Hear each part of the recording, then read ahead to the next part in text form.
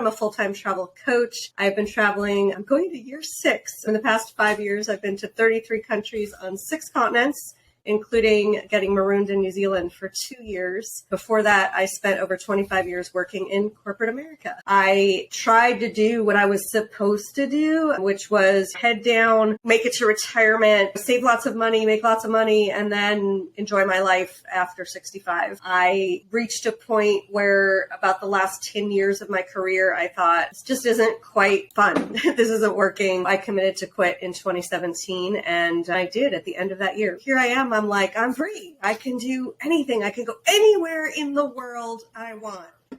Oh my God, how do I choose? And I spent 2 weeks in complete AGITA about like, where do I start? It turns out that full-time travel is radically less expensive than a fixed life in one location. It baffled me. I thought I was going to travel for 3 or 6 months. About 6 months in, I realized, yeah, this is not a career break. This is something more. And I looked at the rent I was paying on my New York City apartment and translated that to travel. And I was like, if I got rid of that apartment, I could travel for a long time. New York City, I was paying $3,800 in rent.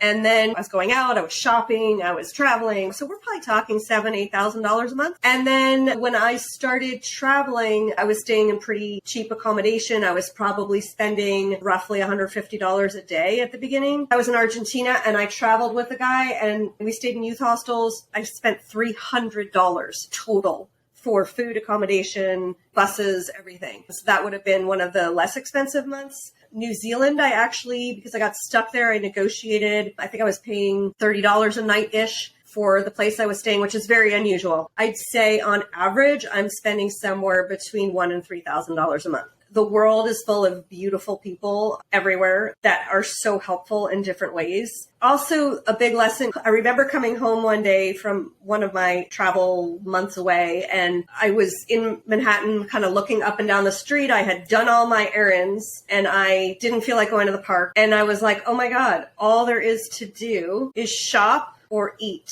And I don't need anything and I'm not hungry. So go home and watch TV. I suddenly realized like the consumerism, it just all came home at that moment because when I travel full time, I don't need much. And if I do need something, I'll probably go to a thrift shop because I don't need to look glamorous. So you actually also hold on to a lot more money because you're just not buying the cool stuff that's nice to have that you absolutely don't need, but that eats away at your finances so that you think you can't afford to live. When I had a job, I would fly to Paris and I'd bring an extra empty suitcase and I would fill it as I would shop for clothes and souvenirs and whatever. I think it was on my trip to Costa Rica. I met this wonderful couple I'm still in touch with from Canada that taught me about fitting everything in a carry-on bag. And really at this point, I ask myself like what I can carry. What I bring is I have a carry-on roller bag and a smaller backpack. I bring my laptop, my camera, lenses, like right there. I have more than I want to carry. Even though I have bags that expand, I like to go with them not expanded so that it just makes life easier. I typically like to go places I haven't been yet. I think I've been to a total of 60 countries in my life. Part of the luxury of this lifestyle is being able to slow travel. I like to go fly somewhere and then know that if I want to, I can rely on buses and trains and boats because I have time. Like, why do I have to worry about jetting off here and there? What I realized is making money is infinite. An example, I was sitting in a cafe in Cape Town, South Africa, and I struck up a conversation with this gentleman at the table next to mine. And we ended up hitting it off, and his wife needed something translated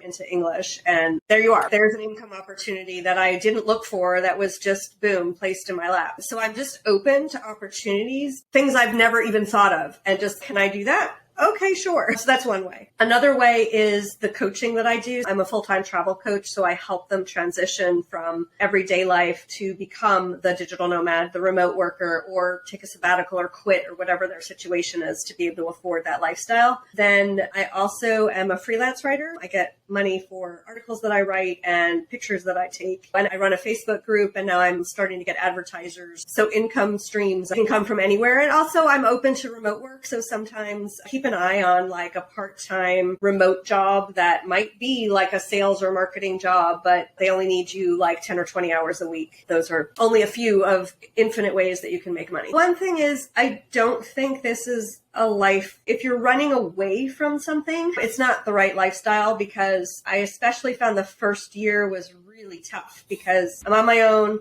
and everything is, oh God, life's throwing me that again. I hate when this happens. So you will meet yourself a lot on the road. Make sure that you like yourself or that you're willing to do the work to assess the parts you don't like about yourself and what you're going to do about them. I think we all start this lifestyle with a lot of, I don't know. And I've moved around like every 2 or 3 days because it's hard when you come from a vacation travel base. You think, oh my God, I got 2 weeks. I got to fit all the stuff in. I got to get my passport stamped. And it's hard to come out of that mentality. And I definitely spent a lot of time running. I felt like I was just like, all right, so where am I going next? How am I getting there? And it became overwhelming. I think a do and a don't would be like, don't ignore your body and your thoughts in the lifestyle will inform you. If you need to slow down, do it. You'll learn your own pace, and don't make full-time travel a race, both because you will get so tired of it so fast and because you're missing out. To me, the point of full-time travel is being able to explore a culture, being able to meet local people, being able to sit in a coffee shop and